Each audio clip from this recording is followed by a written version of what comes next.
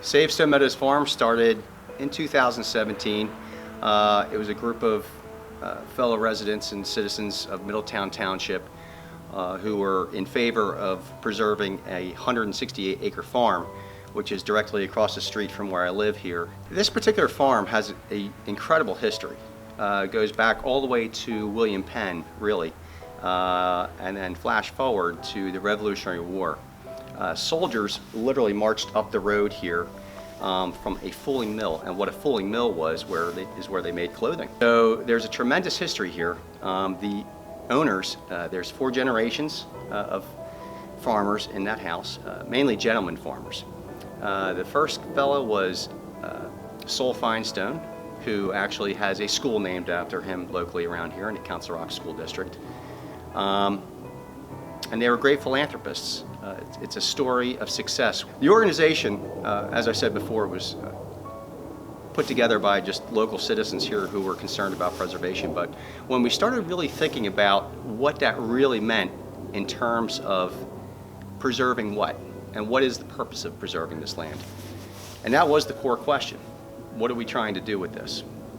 At the end of the day, we realized that it's just an intrinsic value that we all have. We all love open space. We just don't see it. We don't notice it. But in our daily lives and just passing things, you just see things of beauty. But you just take it in.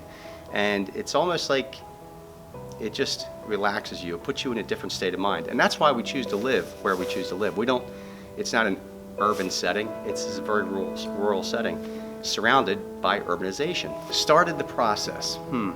Well, in 2017, it was September of 2017, I went to a Board of Supervisors meeting. I went out to the podium just like a bunch of other residents, and they were screaming, they're like, "We stop the development, we gotta stop this."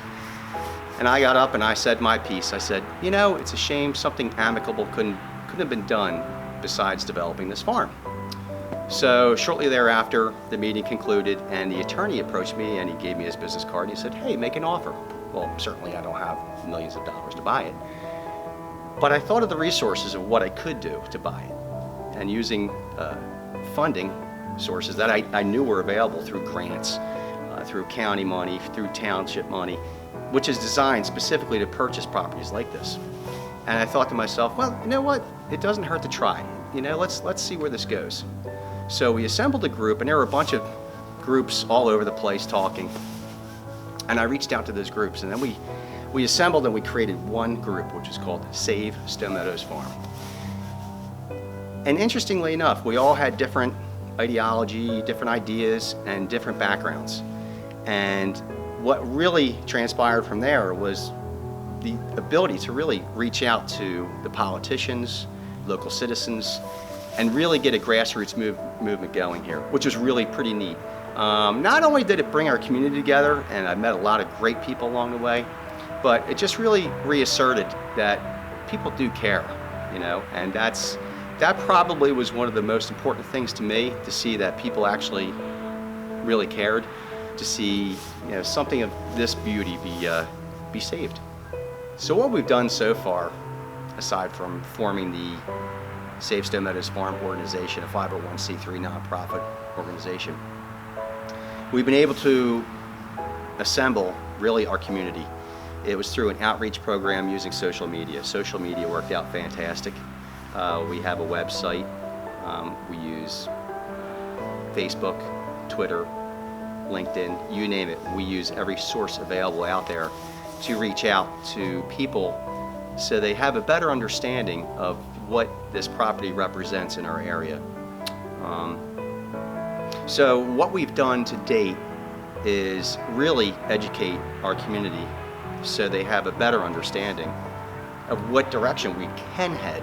A lot of people were doomsdayers when I first met them, and they said, "Oh, there's nothing that can be done to save that property because it's under contract." And in the beginning I agreed with them, but now I realize that even a grassroots movement like ours just can really gain traction, which is really cool. To think that people, and they can make change.